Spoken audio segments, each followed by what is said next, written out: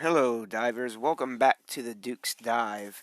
Might be a little slow today because I poked myself in the eyeball last night. Yes, you heard it right. I poked myself right in the eyeball, right in the orbital viewer. So, we're a little slow today. Um, First off, I want to dedicate this episode to a friend who passed away. Many of you may know her from PPW, Amanda Teeny. She had passed away this past week. Um, Very, very tragic incident. She was a lover of professional wrestlers. She was a supporter of not only independent professional wrestling, but professional wrestling in general. We would have many conversations about Kakoa and Sammy Pandora and just and PPW wrestling and wrestling in general. And she just was so high spirited, and she was such a good person, and she was always ready to talk about some wrestling or Carolina Panthers, which is my favorite team, was also her favorite team. Um, she was just always there to talk about some good wrestling and you know PPW and just generally wrestling in the area. She was just a great, great, great supporter. Very, very, very high on the wrestler Kakoa and Sammy Pandora, and I said she passed away this past week. You know, Tore us all in the community apart here. Um, Very tragic, very, very tragic. We're sorry to hear that. My thoughts and condolences go out to the family. Um, I'd like to take a minute of silence here before I continue the episode.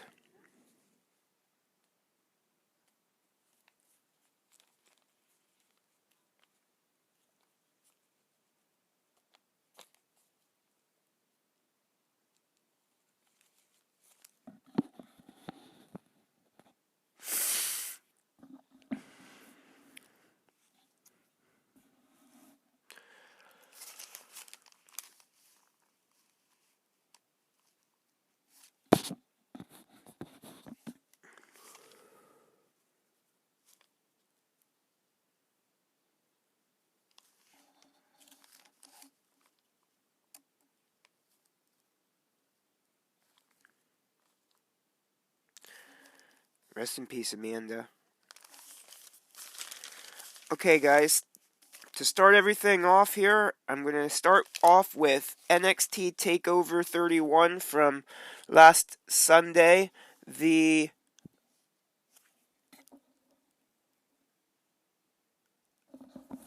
Last weekend, yeah, it was the 4th, October 4th. This is now from the Performance Center and now Capital Wrestling Center. It's not the Performance Center anymore. We are now introduced to the Capital Wrestling Center. Excuse me. The first match was Damian Priest versus Johnny Gargano.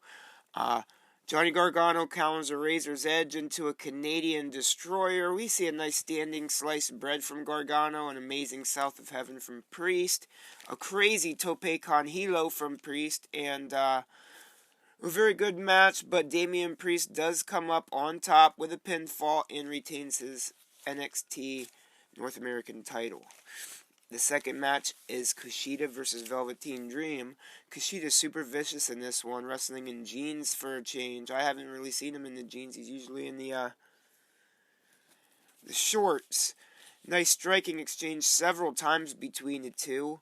Nice Dream Valley driver and a purple Rainmaker from Velveteen Dream, but he couldn't pick up the win. Kushida locks in the armbar, holds throughout a Dream Valley driver, picks up the win, and then attacks Dream post-match. The third match on the card was Santos. Kushida picks up the win via submission. The next match, the third match on the card, was Santos Escobar versus Isaiah Swerve Scott. Very, very good match. Santos leads Legado Fantasma. Very good group.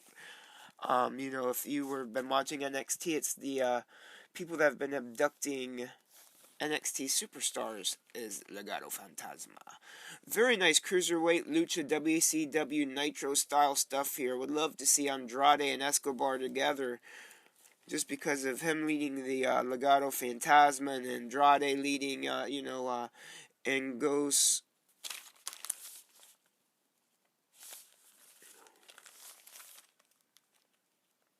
Los Ingobernales. My gosh, the eyeball attack is messing up my brain. But, Swerve kicks out of a Phantom Driver. Escobar does pick up the win via pinfall and retains his NXT Cruiserweight Championship. The fourth match was Io Shirai versus Candice LeRae. A nice little middle rope Asai moonsault to the outside by Io. Nice Spanish fly moonsault combo for Io. Toni Storm makes a return via satellite after the match. Io picks up the win via pinfall here, and then next up we find out that the NXT biker vignettes are done. It turns out it was Ember Moon the whole time. Very exciting stuff. I was super thrilled to see Ember Moon back, especially with her status being out indefinitely. I thought she was done. They kind of teased that she was done. She was doing talking smack and all that stuff. So, I thought we wouldn't see her for at least a long while. It's been 2 years. It's time for Ember Moon to pick back up where she left off, get that NXT title, and kick some ass. The next thing we have up here is that Halloween Havoc will return for the first time in 20 years on October 28th, hosted by Shotzi Blackheart. That will be an NXT event. And the main event was Finn Balor versus Kyle O'Reilly. Notes. Ring of Honor final battle level stuff here. Crazy chops from Balor. Nice double underhook suplex into an impact DDT from Kyle. Kyle gets bloody mouth. Balor gets a bloody mouth. Balor wins via pinfall. Rich Holland delivers a dead Adam Cole post-match. Balor does break his jaw in this match. Crazy shit. My match of the night was obviously Finn Balor versus Kyle O'Reilly. We'll move on to Raw from the 5th here. We open up with Drew McIntyre and Randy Orton. Snorefest. They're continuing that rivalry. Next up, we have Mandy Rose and Asuka and Dana Brooke versus Lana, Zelina Vega, and Natalya. Randy Rose, Asuka, and Dana Brooke pick up the win. The second match on here is Seth Rollins and Murphy versus Humberto Carrillo and Dominic Mysterio. Seth Rollins and Murphy pick up the win. Next up, we had the KO show. We had seen Bray Wyatt and Alexa Bliss and all that stuff, and we'll find out that KO is going to face Bray Wyatt, the Fiend, on Friday. Next up, we had Braun Strowman and Keith Lee go to a double count-out decision. I didn't like that at all. I thought they would have done a little bit more. Hopefully the next time we see them isn't a month down the line here or something. Hopefully we see those guys wrestle again and get that back. Next up, we have the Shelton Benjamin and Bobby Lashley defeating Ricochet and Apollo Crews. Then we had Nia Jax and Baszler versus the Riot Squad. Nia Jax and Baszler pick up the win there. Big moment from Raw. This was my moment of the week. I really didn't have a match of the week, but Ali was revealed to be the leader of Retribution. I thought that was pretty cool. I think they can go somewhere with this. If they really do something here and keep up with a storyline like they usually don't, I feel like they're really putting something behind Ali here, as well as the other members of Retribution. Like it was said, hey, the Shield debuted in turtlenecks, so they might look goofy now, but they're not always going to have that same look. Just remember that.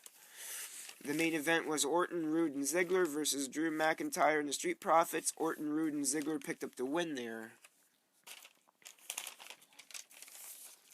Next up, we have Impact from the 5th. The first match on the card was Tommy Dreamer versus Brian Myers. more moves than Brian Myers have ever had in his WWE career, I do believe. It was a nice long match. Brian had the most control.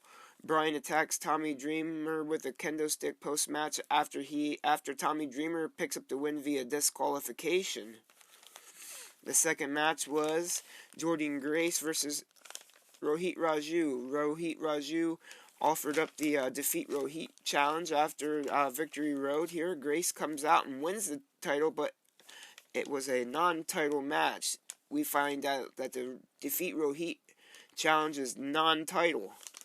At Bound for Glory, Rohit will face Willie Mack, TJP, Trey Miguel, Chris Bay, Jordynne Grace in a six-way scramble match.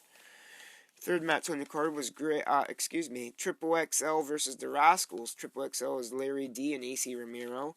Good pairing. Wentz finished this up with a bloody mouth. But we did get to see Hot Fire Flame as Rascals pick up the win via pinfall. Fourth match was Rosemary and Taya Valkyrie versus Kiera Hogan and Tasha Steelz. Rosemary extra scary tonight. Nice tag team wrestling here. A clipper from Rosemary, it seemed like. Rosemary and Taya do pick up the win via pinfall here. Fifth match was the Diener brothers versus Crazy Steve and Johnny Swinger. Notes, don't mess with Steve's monkey, as the Dieners win via pinfall. Susie gets her arm broken by Deonna Purrazzo at Victory Road. In a promo, Kylie Ray attacks Kimberly after she's hurt enough. Nice little Heath contract negotiation. Heath Slater has not gotten a contract for Impact yet, but hopefully that those numbers start matching up, and Scott D'Amore pulls his head out of his rear end and hires Heath Slater. Heath for Impact, baby. Heath for Impact. Next up, we seen Ken Shamrock assault some dude. Then EC3 throws the belt away, which I don't know what's going on here because he's getting promos and vignettes on Ring of Honor, I do believe. But the main event was Ace Austin and Madman Fulton versus the Motor City Machine Guns. Notes, Fulton was super strong in here, works very well with Ace. The reality of Ace wrestling Motor City Machine Guns in the main event was enough to make this my match of the week. The Motor City Machine Guns do win via pinfall. Then we see a Donnybrook afterwards with all the tag team competitors going up against each other at Bound for Glory. Next up, we have some quick Ring of Honor stuff. We continue the Pure Wrestling Tournament here with the October 4th edition of Ring of Honor. We open up with Russ Taylor versus Tracy Williams. A very impressive showing from Russ as he has lots of control in the early going. He focused a lot on Williams' repaired shoulder. Williams uses all 3 rope breaks. The match was over at 14 minutes and 25 seconds with Williams picking up a win via submission. The next one was Tony Deppen versus PJ Black. This was my match of the evening. Just to see Tony Deppen on here and everything. And, Deppen has always been one of my favorite locals. Versus PJ Black, a seasoned vet. Oh man, popcorn wrestling at its finest.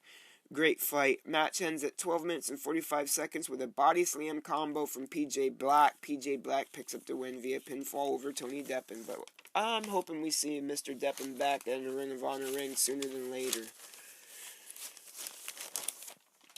Next up here we have the Ring of Honor from the 11th.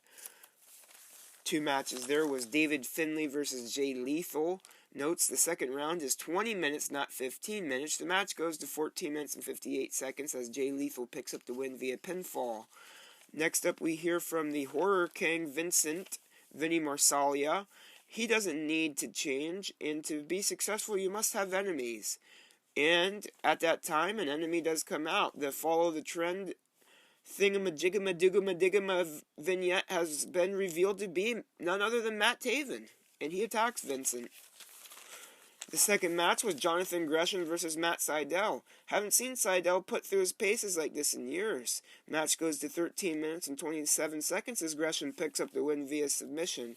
Next week will give us the final four, and to top it off, like I said, we were given EC3 vignettes on Ring of Honor. So did he throw the title away?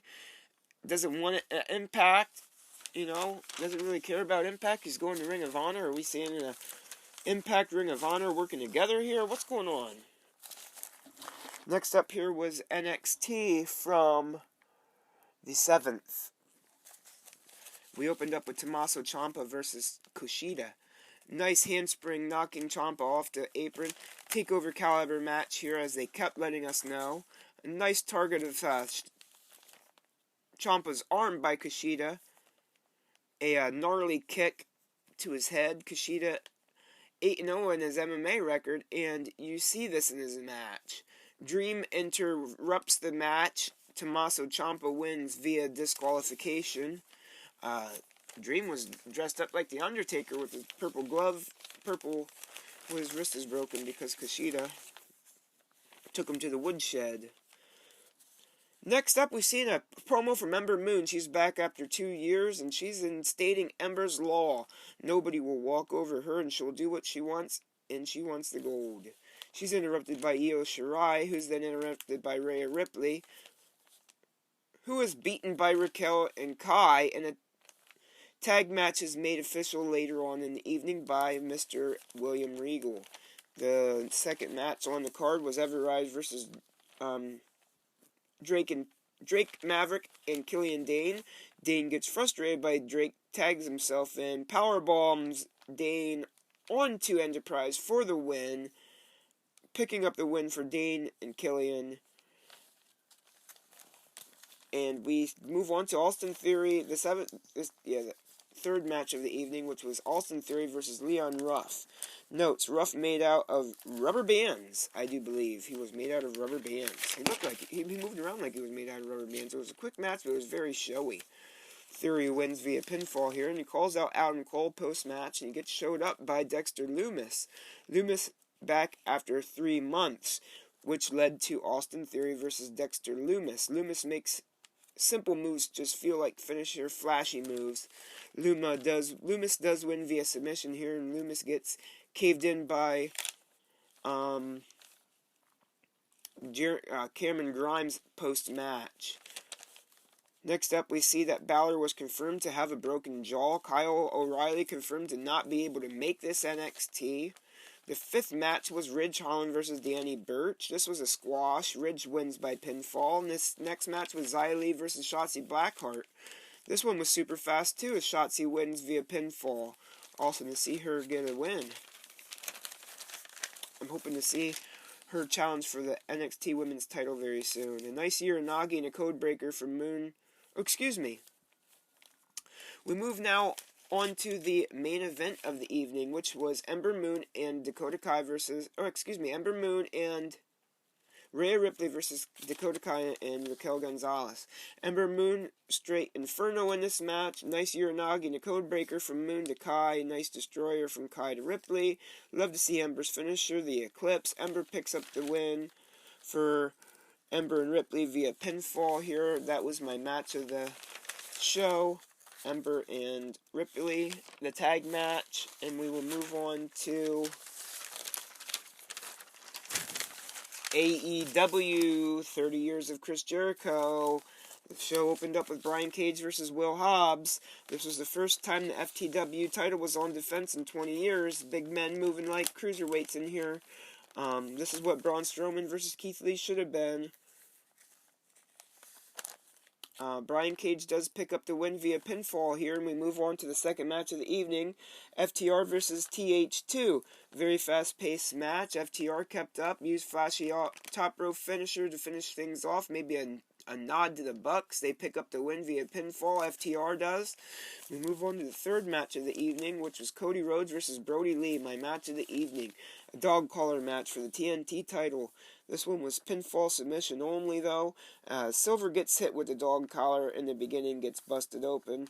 Cody gets bloodied after a DDT on the chain. Brody Lee package pile drives Cody onto the apron, off the apron through a table. A cutter off the apron by Cody to Brodus. Yeah, Brody's bloody. Brody chucks a steel chair at Arn Anderson's head. Arn spine busters Alex Reynolds. Brody hits Arn with a chain. Cody hits the final cut, wraps a chain around the bloody face of Brody Lee in the throat, and then hits the crossroads for the win via pinfall. He gives a then passionate speech and confirms that next week he will face Orange Cassidy for the NXT title. The TNT title. As we see, the fourth match of the evening is Big Swole versus Serena D. A very good, even skilled match. Big Swole picks up the win via pinfall. As we see the main event of the evening. Well, then we see a great promo by Moxley on his title defense, AEW title defense against Lance Archer coming up. But then we see the main event, which was Chaos Project versus Jericho and Hager. This was the last time Luther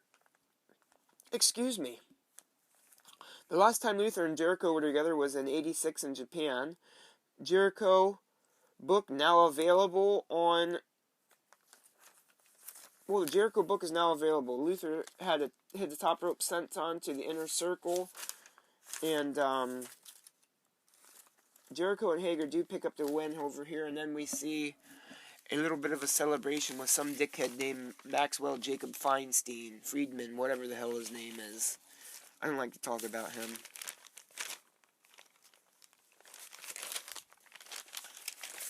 My match of the evening, of course, was Brody Lee versus Cody Rhodes. And as we move on to our last show, can you believe it? The last show. It's almost time for me to shut up and take my one-eyed ass home. SmackDown off the 9th. This, of course, was the beginning of the draft. If a champion is drafted, the championship goes to that brand. We open up with Stephanie McMahon announcing this is a 2-night event. The first pick goes to Raw. They choose Drew McIntyre. The second pick goes to SmackDown. They choose Roman. Raw's second pick goes to Asuka. Asuka stays on Raw. SmackDown's pick goes to Seth Rollins. Seth Rollins now with SmackDown. Raw's third goes to the Hurt Business. So Hurt Business stays with Raw. Then we seen Big E versus Sheamus in a Falls Count Anywhere match. This is my match of the week. Sheamus bloodied by a kendo stick. The match goes backstage. Big E gets messy with cake ingredients. Big E hits a white noise through the car, or gets hit with a white noise through the car windshield, bloodied and battered. Big E then hits later on in the match, hits a big ending off of a car through a table to pick up a win over Sheamus. Next up, we see Jey Uso calling out Roman to find out the stipulations to the Hell in a Cell match. Heyman comes on the screen, says Roman shows up when and where he wants. Roman then comes on the screen now to say that the match will be the first ever Hell in a Cell I Quit match. So the next round of the draft comes up. Stephanie announces New Day versus Shinsuke and Cesaro. AJ Styles is drafted to Raw. Sasha Banks stays on SmackDown. Naomi goes to Raw. SmackDown gets Bianca Belair. Nia Jax and Baszler stay on Raw. And Miz and Morrison now face Jeff Hardy and Matt Riddle. It was a quick match. My note is Broetry in motion as Hardy and Riddle pick up the win. And Lars Sullivan returns and takes out all of them. Lars Sullivan then is drafted to Raw. He'll be on Raw. Ricochet stays with Raw. Jey Uso stays on SmackDown. Mandy Rose is going to Raw. SmackDown gets Rey and Dominic Mysterio. Raw gets Miz and Morrison. The next up here was Sasha Banks versus Bayley. Neither have lost a step. This was NXT TakeOver quality stuff in the very, very beginning, but it was so quick. And Bayley loses via disqualification as Sasha attacks her post-match. So hopefully at Hell in a Cell, we see a real match between these two. The match we should have gotten. Next up here, we have New Day versus Nakamura and Cesaro. Xavier's super showy in this match. Great to see him back. New Day does pick up the win via pinfall, making them the 7-time champions. So they go to Raw, and the SmackDown Tag Team Championships go to Raw. As we learned earlier on, that if the champion gets drafted, the championship goes to that brand. SmackDown chooses Big E, therefore breaking up the New Day. Dana Brooke goes to Raw. Otis stays with SmackDown. Angel Garza goes to Raw. Miz delays the court case with Otis, and to wrap things up, we see The Fiend take on Kevin Owens. This was a Mania caliber match. This was my match of the evening on SmackDown. Bray Wyatt with a Japanese kind of tilt-a-whirl ball slam move where he kind of drops him on his face. I hadn't seen that since like the Big Japan tournament in 2017 where Masaya Takashi picked up the win by doing something similar, and then he kind of like transferred that into an arm drag and a jackhammer. But that Boss Man Slam where he just dumps that guy on his face, I haven't seen that since that. You know what I mean? Like Big Japan, that's some Big Japan stuff done by Bray Wyatt. SmackDown goes to commercial on an outside count of 7, which made no sense to me whatsoever. No picture-in-picture. Come back, the Fiend's in control. Fiend was in control for most of the match. Owens hits a frog splash off the apron. Owens puts the Fiend through the announcer's table. Owens almost counters the Mandible with a stunner, but the Fiend picks up the win via pinfall through the Mandible Claw. Round 5 of the WWE draft seen Humberto Carrillo go to Raw, Murphy go to SmackDown, Tucker go to Raw, Kalisto go to SmackDown, and Drew Gulak go to Raw. So, with that being said, ladies and gentlemen, I wanted to keep things short and sweet because I had a lot to talk about. That will wrap up the Duke's Dive this week.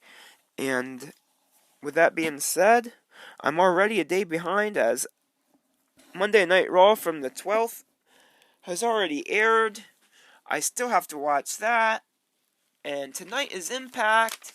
And I just wanted to say that there was a very lengthy 30-minute episode of Being the Elite on TV. On YouTube.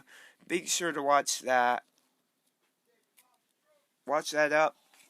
And join me next week on the Duke's Dive. I'll see you next week, guys. One more thing before I let you guys go. The BTE Championship has been put into a tournament. There is going to be a BTE Championship Gator Golf Tournament, obviously for the being the Elite Championship title. The brackets were Matt and Nick. Matt Jackson versus Nick Jackson. Alex Reynolds versus John Silver. Chuck Taylor versus Trent Beretta, Sammy Guevara versus Fuego del Sol, Brandon Cutler versus Peter Avalon, and Matt Hardy versus Luchasaurus. So 3 of these have already happened. Matt Jackson picks up the win over his brother. John Silver picks up the win over Alex Reynolds, and Trent Beretta picks up the win over Chuck Taylor. So with that being said, next week we'll probably see Sammy Guevara and Fuego del Sol, Brandon Cutler and Peter Avalon, Matt Hardy and Luchasaurus. And then, after that, we're going to see a triple threat golf match for those people to finish off the tournament and pick a winner and champion of the Being the Elite Championship title. So, with that being said, the Duke's Dive is now over. I'll catch you guys on the flip side next week, underwater with the dive. thanks for watching. I hope you enjoy me, and I hope you come back next week.